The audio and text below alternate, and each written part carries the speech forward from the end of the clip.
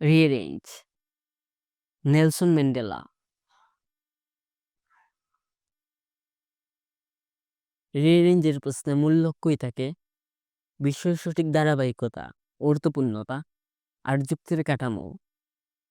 আরো সহজভাবে বললে বাক্যগুলোকে ক্রম অনুযায়ী সাজানো। রিয়ারেঞ্জ এর প্রতিবারের বাংলা অনুবাদ দেওয়া আছে। বাক্যগুলোকে ভিডিও শেষে এলোমেলোভাবে সাজানো হয়েছে।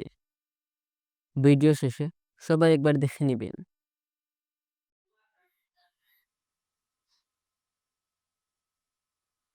White domination in South Africa was a very inhuman practice.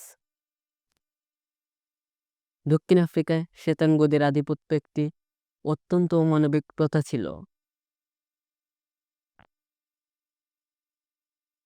গল্পের শুরুতেই বলা হচ্ছে কিভাবে দক্ষিণ আফ্রিকায় বর্ণবাদের নির্মমতা ছিল। The blacks were treated cruelly. কৃষ্ণাঙ্গদের সঙ্গে অত্যন্ত নিষ্ঠুরভাবে আচরণ করা হতো। বর্ণবাদের কারণে কৃষ্ণাঙ্গরা কিভাবে নিপীড়নের শিকার হতেন সেটা বলা হচ্ছে। They were denied all basic human rights. তাদের সব মৌলিক মানবাধিকার থেকে বঞ্চিত করা হতো। তাদের উপর নিপীড়নের পরিমাণ এতটাই বেশি ছিল যে তারা ন্যূনতম অধিকারও পেত না। He raised his voice against the cruelties of Apartheid.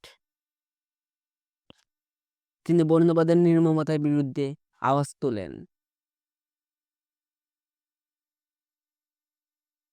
এই অবস্থার প্রতিবাদে নেলসন ম্যান্ডেলা নেতৃত্ব দেন। So he was arrested and sent behind the prison bar.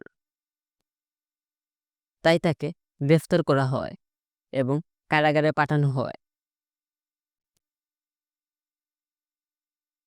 After passing nearly 3 decades, he was freed. প্রায় 3 দশক ধরে কারাভোগের পর তিনি মুক্তি পান। প্রায় 27 বছর জেলে থাকার পর অবশেষে মুক্তি পান। Nelson Mandela, the black leader, understood the fact.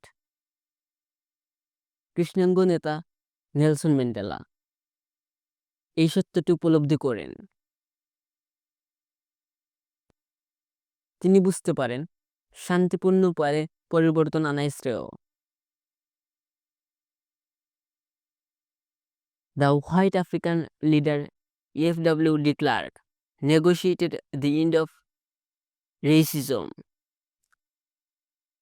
শ্বেতাঙ্গ আফ্রিকান নেতা F.W. de Klerk বর্ণবাদের অবসানের জন্য আলোচনায় বসেন। ডি ক্লার্ক ও ম্যান্ডেলার যৌথ চেষ্টায় বর্ণবাদের অবসান ঘটে। In 1994, Mandela was elected as the first black president of Africa. 1994 সালে ম্যান্ডেলা আফ্রিকার প্রথম কৃষ্ণাঙ্গ প্রেসিডেন্ট হিসাবে নির্বাচিত হন। এটি ছিল ঐতিহাসিক বিজয়, যা বর্ণবাদের অবসানের প্রতীক।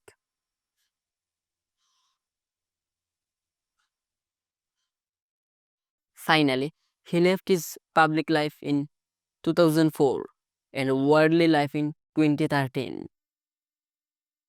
শেষমেশ 2004 সালে তিনি রাজনৈতিক জীবন ত্যাগ করেন এবং 2013 সালে পৃথিবী ছেড়ে চলে যান। এর মাধ্যমে ম্যান্ডেলার জীবন সংগ্রামের সমাপ্তি ঘটে।